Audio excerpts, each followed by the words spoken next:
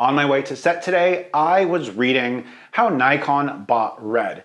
And as someone that used to be a Nikon shooter, I thought that this was really interesting, and I started discussing this with other people I was working with on set today, primarily the producer and one of the other camera operators. And there's a couple of key things that are very tech related, which are reasons that Nikon would want Red. But this Nikon versus Red battle isn't anything new. Nikon and Red have been suing each other over the fact that Nikon included an internal compressed RAW with the Nikon Z9, and they were granted the ability to do this internal compressed RAW, likely because they had to pay some kind of royalty or there was some kind of injunction. But the history between Nikon and Red isn't new. And it seems like instead of suing them, Nikon decided to save money on lawyers and just buy Red outright. So a couple of areas that are particularly interesting in regards to the recent acquisition of Nikon is the fact that Nikon has an absolutely fantastic autofocus system that they're now shipping with their Z8 and Z9 cameras. The Z7 II and the Z6 II use a slightly older iteration of the autofocus system, but the Z9's autofocus system is top tier. Maybe not as good as Sony, but it's definitely competing with Canon. Meanwhile, Red's autofocus system, they've had one, and with the new Komodo and the fact that it uses the RF mount, you can have somewhat usable autofocus in some conditions, but it's definitely not up to the status of what Nikon has. Needless to say, with this acquisition, I think that all Red cameras going forward, especially in the more consumer space, are going to include a much more advanced, much more optimized autofocus system with some of that technology coming from Nikon. The second part that I want to talk about is the fact that a lot of this has to do with just overall camera processing power, because in many ways, Red cameras and a lot of digital cameras that we have right now are a sensor kind of hooked up to a computer.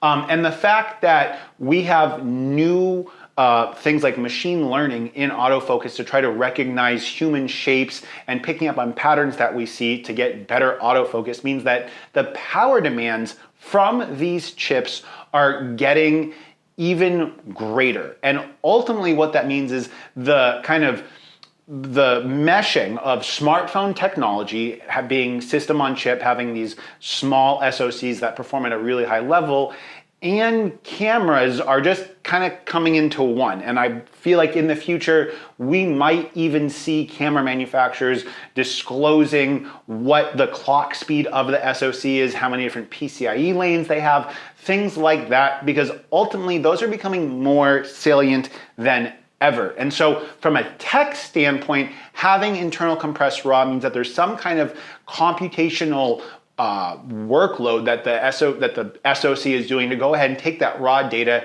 and then compress it in various different ways. Having Nikon autofocus plus Red compression means that the SoC on whatever next generation of Red we have is going to be extremely powerful. Don't know what that means for battery life per se, but the power consumption from these cameras now turned mini computers is kind of exponentially growing the same way we've seen power demands from cell phones kind of exponentially grow over the last 10 years. The second thing is, or the third thing is the idea that Red is going to abandon EF mount or RF mount on their new cameras. I don't think that them abandoning RF mount on whatever the next version of the Komodo they have is actually going to happen. I think that they will still offer an RF mount. I think the RF mount will still work. I just think that more likely than not, you are going to get significantly inferior autofocus performance using RF mount lenses as opposed to whatever interchangeable Z mount that they have for Nikon. And the Nikon Z mount is a great mount. It's a really, really wide mount and a really, really shallow flange distance. RIP, the hope of any internal variable NDs, but still, Z mount is very much an equivalent mount to RF mount.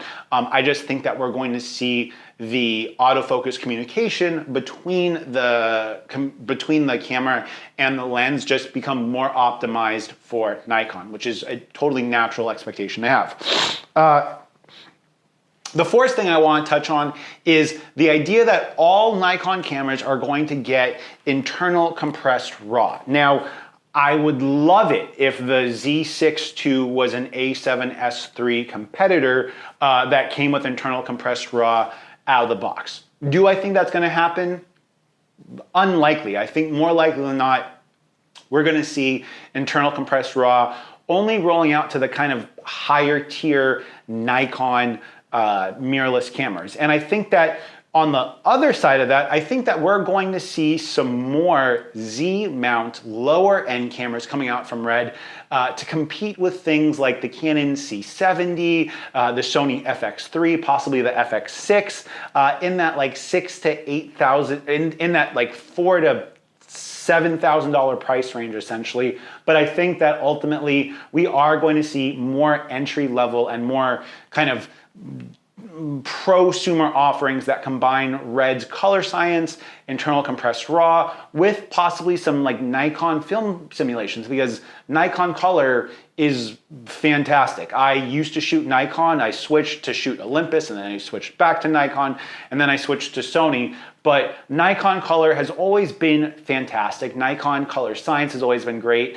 and Nikon glass has always been great glass. I mean, I feel like my collection of Nikon lenses from 10 years ago for my D750 was just as good as any of the more modern glass I have, and that was glass that was designed 15 to 18 years ago. The fifth thing I want to touch on really quick is global shutter. I think that we are going to see Nikon's next camera have a global shutter. Their next high-end camera, whatever it is, more likely than not, will have a global shutter of some sort. Red does their own shutter or their own sensor R&D, and then they have the sensors made by Tower Jazz. It's a, I believe, Taiwanese sensor manufacturing company, whereas Nikon has in the past always used Sony sensors. We could see Nikon veer away from that and start using sensors manufactured by Tower Jazz, and that would mean that maybe Nikon has some kind of competitive advantage over Canon and over Sony, but that's kind of left up to be seen. The last and final thing I want to touch on really quick regarding this acquisition is what this means for other companies that want to have internal compressed RAW, because I don't think that Nikon is just going to open up this patent or any of the patents that they purchased from Red in this acquisition to anyone else. So it's no longer going to be Red versus the world in regards to the intellectual property rights litigation that we see. I think it's going to be Nikon versus the world. And I think that part of the reason that Nikon probably did this is so that they can charge royalties and make semi-passive income from the IPR that they've purchased from Red, because Red was such a groundbreaker in regards to the digital cinema space early on. They hold a lot of patents that the rest of the digital imaging space wants, and being able to have control over those patents and being able to earn royalties from those patents means that even if your cameras aren't selling well, you can certainly license that tech to other companies. But what do you think about this? Peace.